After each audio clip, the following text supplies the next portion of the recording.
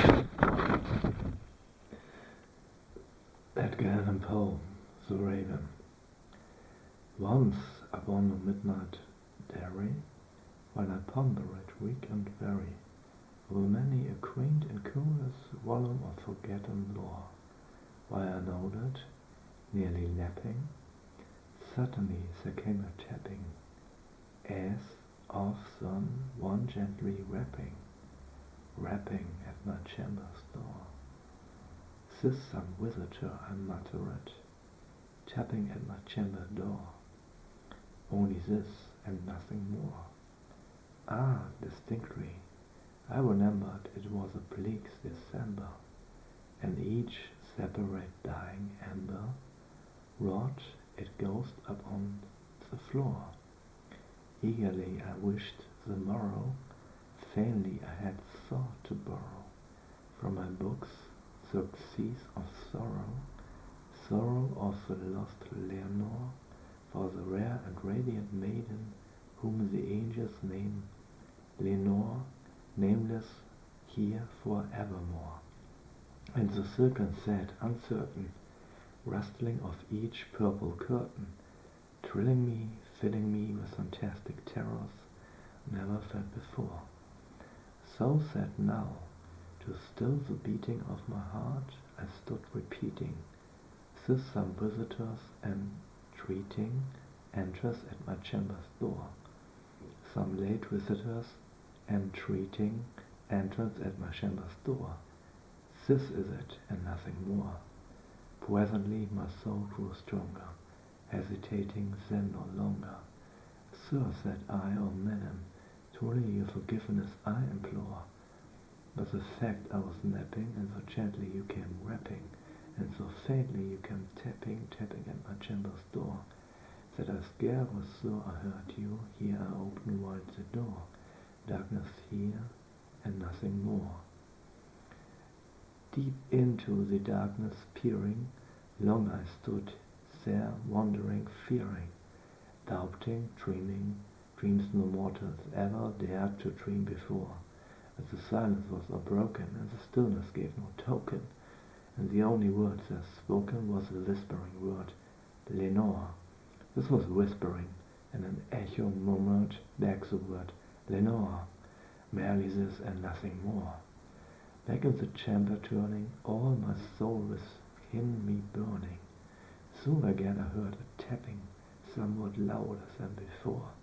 "Surely," said I, "surely it was something at my window lattice.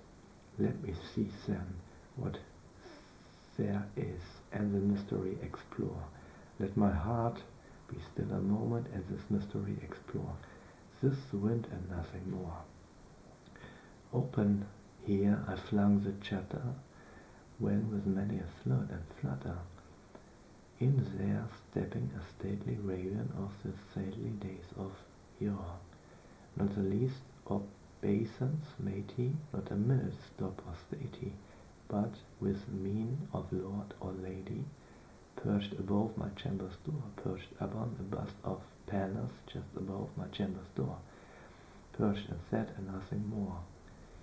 Then this ebony bird, beguiling my sad fancy into smiling, but the grave and stern decorum of the countenance its wore, sought the crest he swore and shaven too.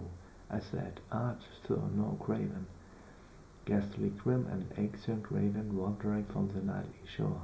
Tell me what the Lord's name is on the night Protenian shore." Quoth the raven, "Nevermore." Much I marveled this ungainly fool to hear discourse so plainly. Through it answer little meaning, little relance bore. For we cannot help agreeing that no living human being ever yet was blessed with seeing bird above his chamber's door, bird or best upon the sculptured bust above the chamber's door, which just name as Nevermore. But the raven, sitting lonely on the placid bust, spoke only that one word, as if his soul in that one word he did outpour. Nothing further than he uttered, not a feather that he fluttered, till I scarcely more than muttered, other friends have flown before. On the morrow he will leave me, and my hopes have flown before. But the bird says, nevermore. Startled at the stillness broken by reply, so aptly spoken, doubtless said I, what at others add is only stock and store, caught from some unhappy master whom, unmercing through disaster, followed fast and flowed faster, till the song on burden bore, till the dirges of his hope that melancholy burden bore of never, nevermore. But the raven stole beguiling all my fancy into smiling. Straight I wheeled a cushioned seat in front of bird and bust and door. Then up on the velvet thinking, I betook myself to blinking fancy unto fancy, thinking what this omnious bird of yore, what this grim angeli, justly gaunt and omnious bird of yore, meet in croaking nevermore. This I sat engaged in guessing, but no syllable expressing that the fowl whose fiery eyes now burnt into my bosom score. This and more I sat divining, with my head at ease reclining on the cushioned velvet lining that the lamplight cloaked over, but those velvet violet lining with the lamplight clothing over, he shall rest, nevermore.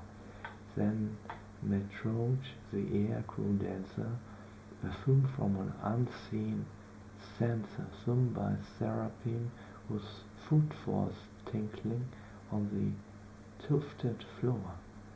Wretch, I cried, thy God had lent thee, by these angels he had sent thee, respite and nepenthe from the memories of Lenore. Death, O quaff his kind nepenthe, and forgot his lost Lenore, quoth the raven nevermore.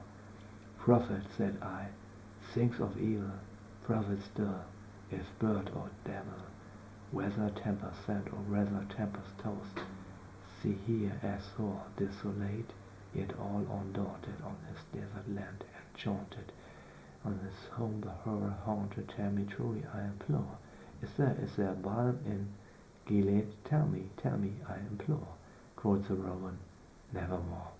Prophet, said I, think of evil prophet still, if bird or devil, but that heavens that band above us, but that God we both adore, tells us so with sorrow laden, if within the distance I deem it shall clasp a Satan maiden whom the angels lamely lure, clasp a rare and radiant maiden whom the angels names Lenore. Quoth the raven, nevermore. But that word, our silent parting, word of friend, I screech, upstarting, gets back into the tempest and the night, Plutonian's shore. Leave no black plume as a token of that lie.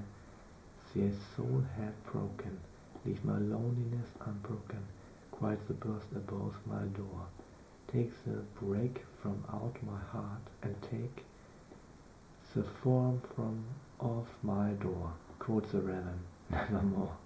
And the raven, never fitting, still is sitting at the pallid bust of Pallas, just above my chamber's door. And his eyes have all the semen of a daemons that is dreamin', and the lamplight o'er him streaming through his shadow on the floor, and my soul from out the shadow that lies floating on the door shall he lifted nevermore.